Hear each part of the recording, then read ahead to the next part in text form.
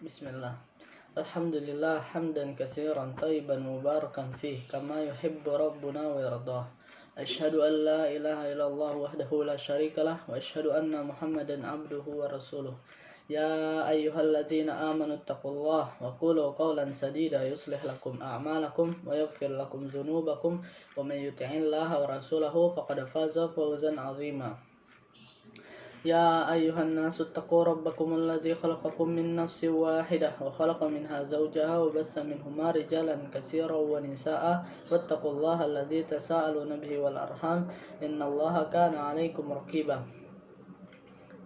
فإن أصدق الحديث كتاب الله وخير الهدى هدي محمد صلى الله عليه وسلم وشر الأمور محدثاتها وكل محدثة بدعة وكل بدعة ضلالة وكل ضلالة في النار أما بعد. Gulu dalam agama. Gulu artinya adalah melampaui batas. Sikap gulu dalam agama adalah sikap yang tercela dan dilarang oleh syariat.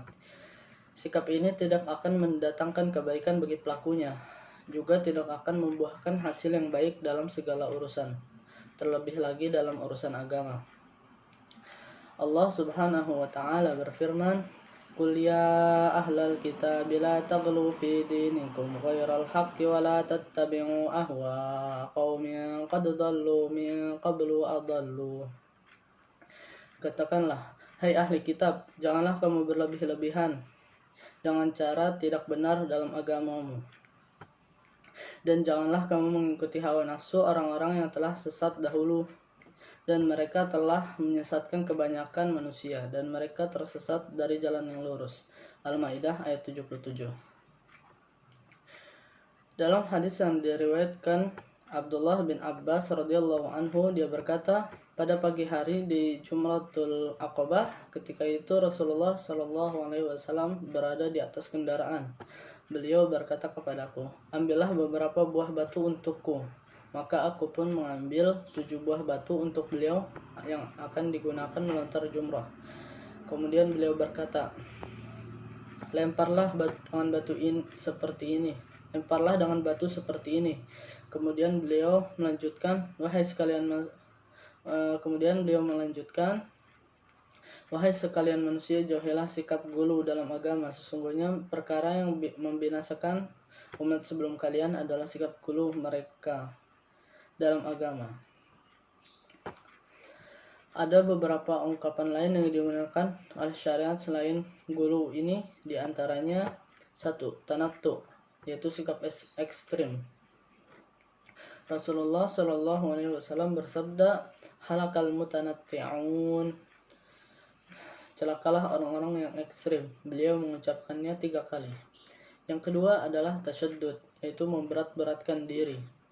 Rasulullah Shallallahu Alaihi Wasallam bersabda, janganlah kamu memberat-beratkan dirimu sendiri sehingga Allah Subhanahu Wa Taala akan memberatkan dirimu. Sesungguhnya sesuatu kaum telah memberatkan diri mereka, lalu Allah Subhanahu Wa Taala memberatkan mereka. Sisa-sisa mereka masih dapat kamu saksikan dalam biara-biara dan rumah-rumah peribadatan. Mereka mengadakan rahbaniyah atau ketuhanan, padahal kami tidak mewajibkannya atas mereka. Dalam hadis lain, Nabi SAW bersabda, sesungguhnya agama ini mudah dan tidak ada seorang yang mencoba mempersulit diri dalam agama ini, melainkan ia pasti gagal. Yang ketiga, ya tidak artinya adalah melampaui ketentuan syariat. Allah Subhanahu wa taala berfirman, "Waqatilu fi sabilillahi alladziina yuqatilunakum wa la ta'tadu. Innallaha la yuhibbul mu'tadin." Dan perangilah di jalan Allah orang-orang yang memerangi kamu. Tetapi janganlah kamu melampaui batas, karena sesungguhnya Allah tidak menyukai orang-orang yang melampaui batas. Al-Baqarah 190.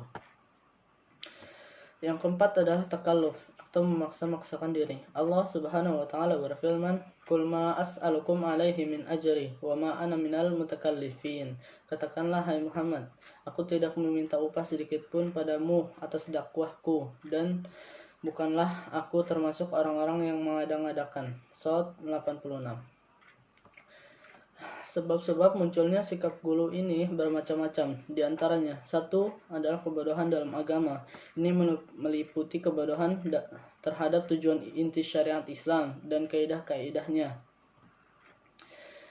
Yang kedua adalah taklid atau ikut-ikutan. Taklid hakikatnya adalah kebodohan. Termasuk diantaranya adalah mengikuti secara membabi buta adat istiadat manusia yang bertentangan dengan syariat Islam. Yang ketiga adalah mengikuti hawa nafsu. Timbangan hawa nafsu ini adalah akal dan perasaan. Yang keempat adalah berdalil dengan hadis lemah dan palsu. Secara garis besar, gulu ada 3 macam dan dalam keyakinan, perkataan, dan amal perbuatan. Gulu dalam keyakinan misalnya sikap berlebih-lebihan pada Nabi. Contohnya Nasoro kepada Nabi Isa.